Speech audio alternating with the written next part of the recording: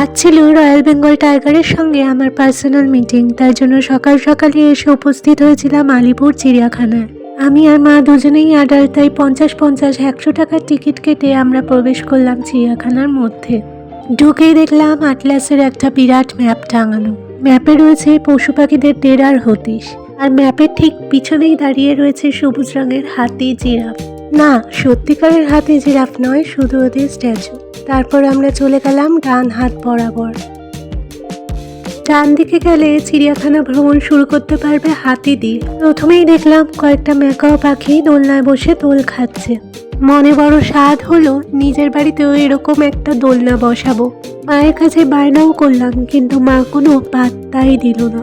চলে এলাম সারসের এনক্লোজারে। সারসরা দেখি তখন মাছ দিয়ে ওদের ব্রেকফাস্ট শুরু করেছে। আচ্ছা, তোমরা কি জানো সারসের নাম সারস কেন? ওদের সারাশির মতো ঠোঁটটাকে বলেই কি?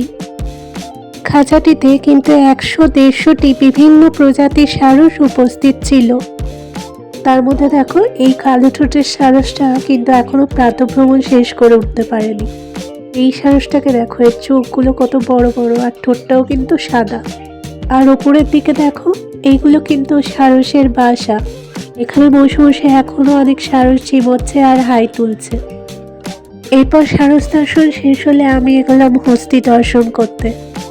কিন্তু রাস্তায় যেতে গিয়ে আমার চোখ জোড়া কপালে উঠে গেল, কারণ ততক্ষণে আমি দেখে ফেলেছি অসংখ্য বাদুড় গাছ থেকে উল্টো হয়ে ঝুলছে। উল্টোনো বাদুড় দেখে আমি সোজা চলে এলাম হাতির এনক্লোজারে। এখানে ছিল সর্বমোট 2টি হাতি। একটি হাতি তো আমায় দেখে লজ্জায় মুখ লোকালো, আর অপর হাতিটি বলল, হতাশ হয়েও না বন্ধু, আমি তোমায় কিছু ডান্স স্টেপ করে দেখাচ্ছি। এরপর সে সুর তুলিয়ে পা নাচিয়ে একটি বিশেষ নৃত্যভঙ্গিমা আমার সামনে পেশ করলো। বলাই বাহুল্য, হাতির এই নৃত্যকলা আমাকে মুগ্ধ করলো। আমি হাতিকে ধন্যবাদ জানিয়ে টাটা বাই বাই বলে তার থেকে বিদায় নিলাম ও সামনে এগিয়ে চললাম। ছিল কিছু পাখির খাঁচা। এই পাখিটি দেখো আমাকে দেখেই নিচে নেমে এলো। আর এই কালো কাকাতুয়াটাকে দেখো, জাল কেটে আমার কাছে আসার জন্য ব্যস্ত হয়ে পড়েছিল। কর্তৃপক্ষের কাছে মোটা অঙ্কের ফাইন দিতে হবে এই ভয় দেখিয়েই আমি ওকে আটকে রেখেছিলাম। চিড়িয়াখানা শুধু পশু পাখিরই আস্তানা নয়, অনেক নাম না জানা গাছেরও আস্তানা। যেমন এই গাছটার ফলগুলো দেখো অনেকটা বরবটির মতো, আর এই গাছটাকে দেখো, এর ফলগুলো অনেকটা মেয়েদের চুলের মতো, তাই না? পর আমরা চলে এলাম সিংহ দর্শন করতে। এখানে এসে জানতে পারলাম শ্রী শ্রী রামকৃষ্ণদেব চিড়িয়াখানায় এসে সিংহ দর্শন করে এতটাই মুগ্ধ হয়েছিলেন যে আর কোনো পশু পাখি তিনি দর্শন করেননি। এই সৌভাগ্য অবশ্য আমার হলো না, কারণ সিংহী তখন দিবানিদ্রা দিচ্ছিলেন। এরপর আমরা দেখে নিলাম ভারতের জাতীয় পাখি নীল ময়ূর। এর পাশাপাশি কিন্তু আরেকটি খাঁচায় ছিল অনেকগুলো ময়ূর, যেগুলোর বর্ণ ছিল একবারে ধূসর। ধূসর ময়ূর কিন্তু আমি প্রথম দেখলাম। আপনারা কি আগে কখনো দেখেছেন? এই ময়ূরগুলো কিন্তু ছিল ভীষণ সুন্দর। এরপর আমি এলাম হর্নবিলের খাঁচার সামনে। সেই দেখে এক মনে কিছু পাথর খেয়ে যাচ্ছে। আমি তাকে প্রশ্ন করলাম, কি রে, তোদের কি খাবার দাবার দেয় না নাকি? পাথর চিবাচ্ছিস কেন? এই প্রশ্ন শুনেই সে অবশ্য প্রতিবাদ করে উঠল, বলল, না না দিদি, সেই ব্যাপার নয়। আসলে কিছুদিন পরেই আমার হাই জাম্প আর লং জাম্পের কম্পিটিশান আছে, তাই পাথরকে একটু স্ট্রং হয়ে নিচ্ছিলাম।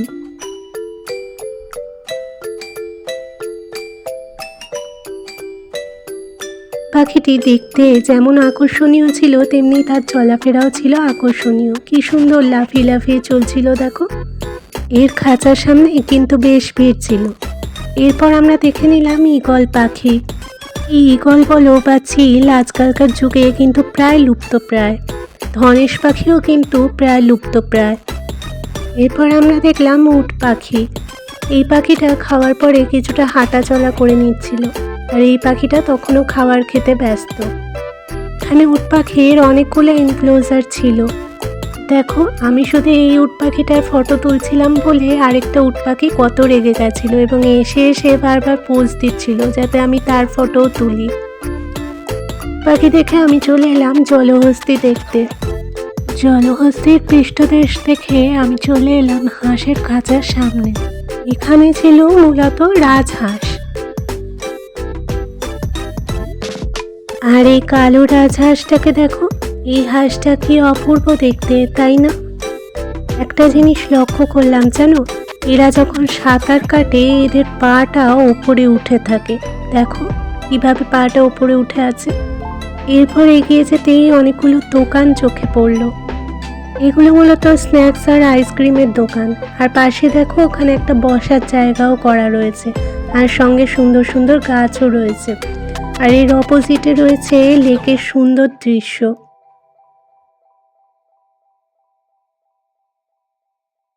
তারপর আমরা চলে এলাম নেকড়ে বাঘ দেখতে।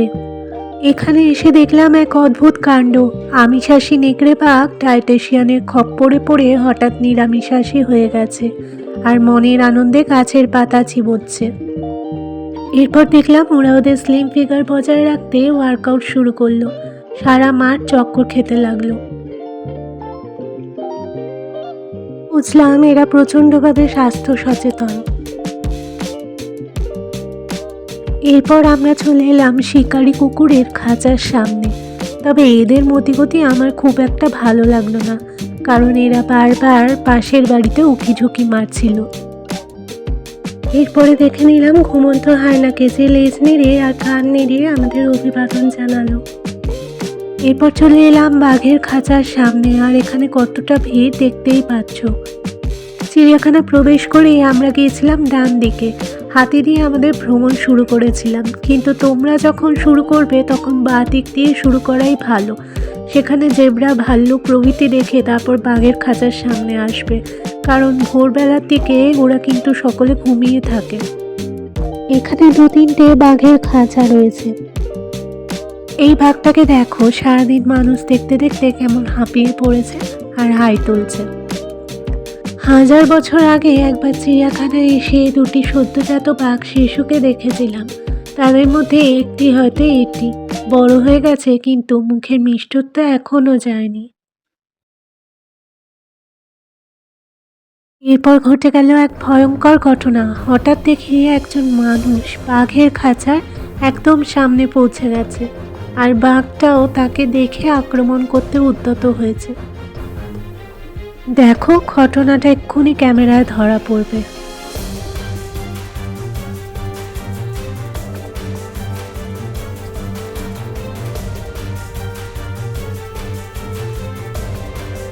ব্যাপার হলো, এই লোকটি হয়তো এই বাঘটির দেখভাল করে বা তাকে খেতে দেয়, তাই জন্য এই লোকটিকে দেখে এই বাঘটি এত উত্তেজিত হয়ে পড়েছে, এবং লোকটিও কিন্তু তাকে ভয় পাচ্ছে না। যতই হোক না, বন্যপ্রাণী, ভালোবাসা দিয়ে সকলকেই জয় করা যায়। এরপর দেখে নাও সাদা বাঘ, সে পায়চারি করছে এক প্রান্ত থেকে অন্য প্রান্তে, ঠিক রাজার মতোই। বাঘ দেখার পর হঠাৎ উপলব্ধি করলাম গাড়িতে পেট্রোল শেষ, মানে এখন কিছু খাওয়া দাওয়া না করলে চলছে না। তাই স্ন্যাক্সের দোকান থেকে 2টি আইসক্রিম এবং 2টি পিৎজা কিনে আমাদের পেট পুজো সেরে নিলাম। পিৎজা 2টো কিনেছিলাম জু রেস্টুরেন্ট থেকে, স্বাদের তুলনায় দাম ছিল একটু বেশি। এরপর চলে এলাম লেকের ওপর উপস্থিত একটি ব্রিজের ওপর। সেখান থেকে লেকের মধ্যে থাকা বিভিন্ন মাছ দেখা যাচ্ছে। এই লেকের মধ্যে আসে অনেক ধরনের পরিযায়ী পাখি। তাছাড়া এই লেকে রয়েছে অনেক ধরনের কচ্ছপ এবং বিভিন্ন প্রজাতির মাছ। লেকের পাশে 3টি বোর্ডে তোমরা প্রাণীগুলোর পরিচয় পেয়ে যাবে। ব্রিজ পার হয়ে তোমরা চলে আসবে জিরাফের এনক্লোজারে। এখানে বেশ কয়েকটি জিরাফ রয়েছে, তার মধ্যে এই জিরাফটি দেখো একদম কাছে চলে এসেছিল। জিরাফের কাছে এসেই আমি আমার চিরন্তন প্রশ্ন ছুড়ে দিলাম, বাবা জিরাফ, তোমার গলা এত বড় হলো কি করে? জিরাফ তখন ঘাস চিবোতে চিবোতে আমাকে ডারউইনবাদ শেখাতে শুরু করলো। আবড়ে গিয়ে আমি বলে উঠলাম, থাক থাক থাক, এর বেশি আমার মগজে ঢুকবে না। আমার মতো নিরুৎসাহী ছাত্রী দেখে জিরাফ মশাই হতাশ হয়ে ফিরে গেলেন।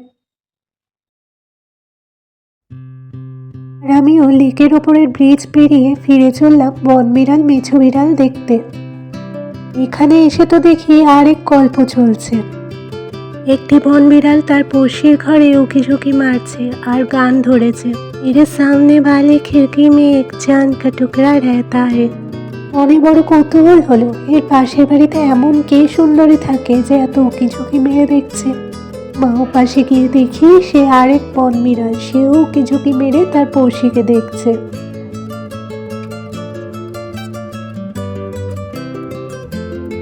এরপর আমরা চলে এলাম জাগুয়ার দেখতে। তো এসে হতাশই হলাম, কেননা তার ঘুম এখনো ভাঙেনি। এরপর আমরা দেখে নিলাম চিতাবাঘ। খাঁচার মধ্যে ছিল একটি চিতাবাঘ, তাই গাছকে জড়িয়ে ধরে সে তার সুখ দুঃখের গল্প করছিল।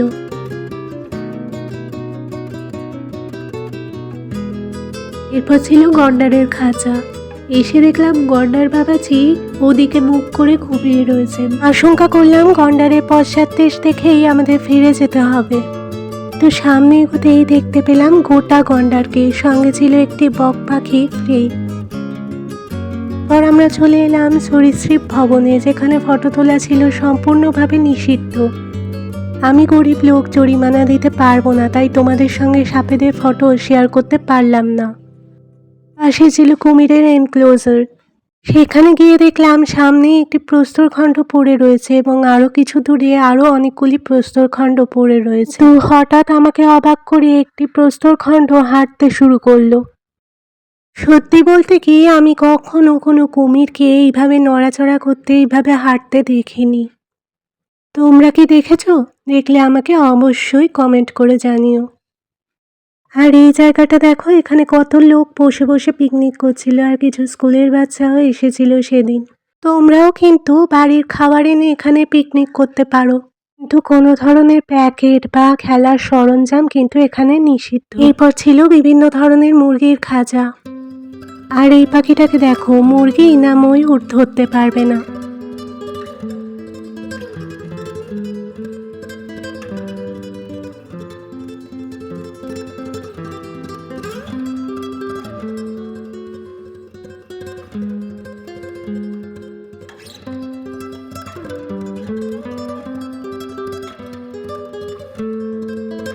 আর এই মুরগিটা তো অভিমান করেই বসেছিল, বললে এতদিন পর আসার সময় হলো। এরপর চলে এলাম সেই জায়গায় যেখানে পাখিরা নাকি ছাড়া থাকে আর মানুষ যায় খাঁচার মধ্যে দিয়ে। এখানে পাখিদের জন্য অনেক কলসির বাসা সাজানো ছিল। বাসার মধ্যে ছিল অনেক ধরনের পাখি। আর এদিকে ছিল কিছু সাহসী হাঁস, যারা শীতকালেও জলে নেমে দিব্যি সাঁতার কাটছিল।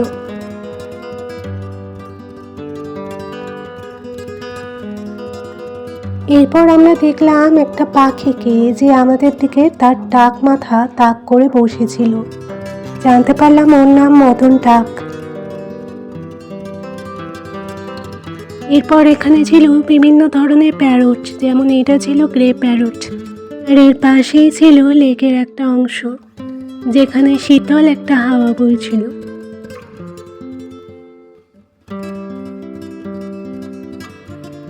এখানেই ছিল গ্রিন প্যারটের একটা প্রজাতি, আর ছিল সাদা ময়ূর। ময়ূরটা আমাদের সামনেই লাফ দিয়ে একটা ডালে গিয়ে বসলো। ময়ূর উঠতে না পারলেও বেশ উঁচুতে লাফাতে পারে। পর আমরা চলে এলাম নকটার্নাল হাউসে। ঘরের সামনে পেঁচা স্ট্যাচু থাকলেও পেঁচা কিন্তু এই ঘরের মধ্যে ছিল না। এখানে ছিল কয়েকটা সজারুয়ারি লজ্জাবতী বানর। বেশ কিছুক্ষণ অপেক্ষা করার পর লজ্জাবতী বানরের সামান্য মুখ দেখতে পেলাম। আমরা নকটার্নাল হাউস থেকে বেরিয়ে পড়লাম। এরপর আমরা চলে এলাম একটা ক্লাস এনক্লোজারের সামনে। এসে দেখলাম সেখানে একটা মস্ত বড় টিকটিকি হেঁটে হেঁটে আমাদের দিকেই আসছে। অনেকক্ষণ দেখার পর বুঝতে পারলাম এটা টিকটিকি নয়, আসলে একটা গিরগিটি। পেছনে দেখো আরেকটা জায়ান্ট গিরগিটি আসছে। প্রথম গিরগিটিটির বর্ণ ছিল সবুজ আর দ্বিতীয়টির বর্ণ ছিল হলুদ।